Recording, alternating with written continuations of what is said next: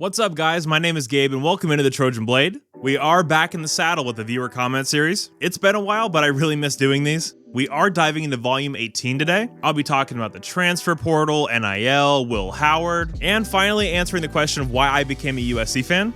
So we do have a lot to talk about today, but before I do, I want to thank SeatGeek for sponsoring today's video. SeatGeek is a ticketing service that takes tickets from all over the web and puts them into one incredibly easy to find place. Football season might be over, but on SeatGeek, you can get tickets for the NHL, for baseball, for concerts, for basketball. So definitely head over there and check it out. And if you do decide to get tickets, make sure you use my promo code TrojanBlade for an additional $20 off your first order. Thank you so much, SeatGeek. Thank you guys so much for being here, and let's get into this. All right, starting here with some portal talk, we have Matthew Martinez asking, what are the odds Evan Stewart goes to SC? So if you don't know, Evan Stewart is a star receiver from Texas A&M that just entered the portal. Reports are that he's down to USC and Alabama. And to be honest, the odds are 50-50. USC and Bama, there are unconfirmed rumors that this is completely NIL driven.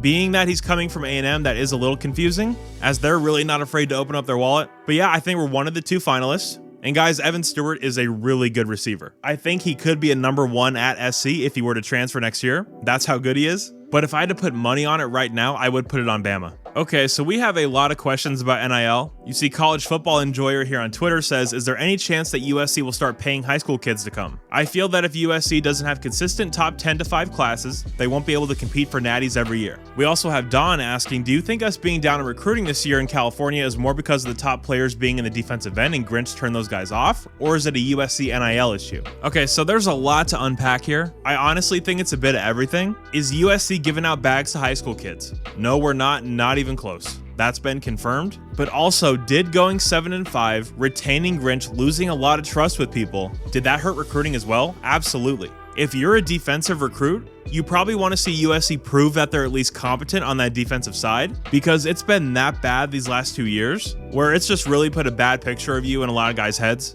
So winning cures all. If we go out this year and we beat LSU, we beat ND, we beat Penn State, we beat Michigan, we finish 11-1, 10-2, things will turn, recruiting will pick up, and things will look a lot better than they did this year. Although having said that, I am a big fan of this recruiting class. But there absolutely are major NIL issues at USC presently, and it's a mixture of things. Not enough donor support, Lincoln Riley not being fully on board with paying high school kids, which I can't say I disagree with him, but at the same time, this is the way the sport's headed. You kind of have to play the game here. You can't just splash for quarterbacks. We saw how that turned out with Malachi Nelson. If SC would have taken some of those assets and put them towards a guy like Josh Connerly, maybe he's a Trojan. But of course, we'll never know. Bottom line is the NIL has to get better, both from the strategy and just the actual amount of money put into it. I'm definitely not an expert on this though, so I don't really have a 100% great solution for you. All right, next up, Richie asks, who else do you want us to pull from the portal on the defensive side and specifically D-line? And is Mykel Williams realistic and do you think he'd fit? So while Mykel Williams is not in the portal, that was going to be my answer to the first part of your question. Yes, he's realistic. Yes, he'd fit.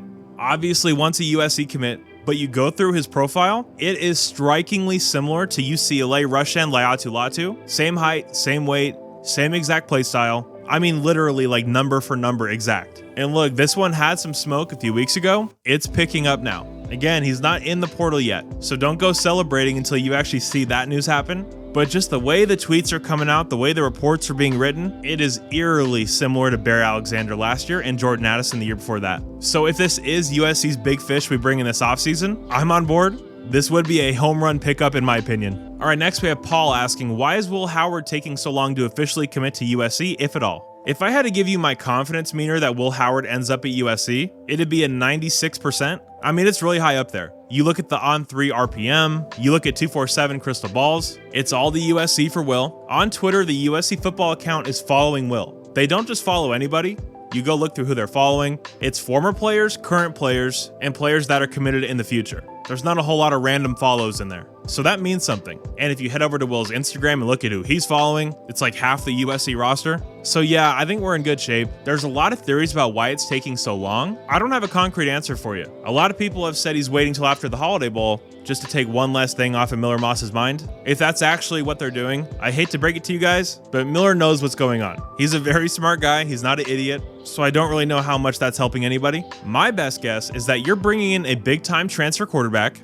The NIL stuff is very tricky and it changes every day. it takes a while to get the right package together. So that would definitely be what my best guess is. Just the NIL stuff is holding things up a little bit. But I still feel extremely confident about it. And as you guys know, I will be very, very excited when that is officially announced. All right, next up, Halo7823 asks, do we think Nate Clifton was brought in to play in the middle or on the edge? I think that would realistically determine how many more big guys in the middle we go after in the portal. So for me, he's not playing in the middle. He's listed at 280. I don't think Danton Lynn is going to want undersized guys in there. And Coach Lynn runs a very versatile front. Sometimes you'll see a traditional 4-man front, so we could see him at either defensive end in that case. If you want to run a NASCAR package on passing downs and put him inside to get that extra pass rush, then you could definitely do that. But on a down in, down out basis, I don't think inside is where his best football will be played. And yes, we definitely need more big guys in the portal, especially in the middle of that defensive line. This defense is built to have at least one 320 plus pounder in it. Currently, we don't have that on the roster. So if we could find one of those that could be productive, that would be a home run for this defense. All right, next up, we have DBJ Entertainment on Twitter asking, do you think Juju Lewis will reclassify to 2025? If not, do you think we should be concerned about Georgia having more time to flip him if he doesn't? So I do think he's going to reclassify to 2025. If there's any quarterback that I've ever seen that can handle that, it is Juju. This is a generational prospect, mature beyond his years, elite in pretty much every category. I mean, just truly an insane prospect. I mean, we're talking about a Trevor Lawrence, Deshaun Watson, Bryce Young, Caleb Williams, like that kind of elite can't miss prospect. And look, it's recruiting in 2023, going to be 2024. We should always be concerned about flips. With NIL and the transfer portal, things are unpredictable as ever. So always be ready for it, but at the same time, it doesn't make a lot of sense. Juju's made it clear his number one focus is on development. And if you're a quarterback and you say that, the only place you should want to go is USC and Lincoln Riley. If you want to go anywhere else, then you're not being truthful about your first statement there. So that's how I view it. I do think Juju will end up a Trojan, and I do expect him to reclassify to 2025. All right, and final question for today. Ross says, personal question for you. You live in Ohio. Just curious, how did you become a USC fan? I grew up and still live in Southern California and have been a fan my whole life. It wasn't until a couple years ago that I fulfilled the dream and graduated from USC with my master's. Did you attend USC or just a fan from afar? So first off, congratulations, Ross. That's pretty awesome. To answer your question of how I became a USC fan, well, I didn't really have a choice. As you see up on your screen now, I was head to toe in SC gear since birth. My dad actually went to USC. He graduated in 1984, and my grandfather was actually an assistant professor at USC as well. So it's in my blood, and I've been a fan since birth. And I was born in Ohio, but in 2004, when I was a first grader, we moved from Ohio out to California, and then I was there all the way up until a year after I graduated high school in 2017. So I've been to tons and tons of games, probably been on campus 1,000 times. The picture you're seeing up on your screen right now is from 2013, about 3 minutes after Andre Hidari hit that field goal to beat Stanford, and everyone was storming the field. But no, I did not attend USC. I didn't go to any college. Academics were never an interest of mine. The only thing I've ever cared about pretty much is sports, hence why I'm doing this for a living. So yeah, no, to sum it up, didn't go to USC. My dad did, my grandpa taught there, lived out in Southern California for the most of my life. Have always been a fan, will always be a fan. And yeah, I just love SC.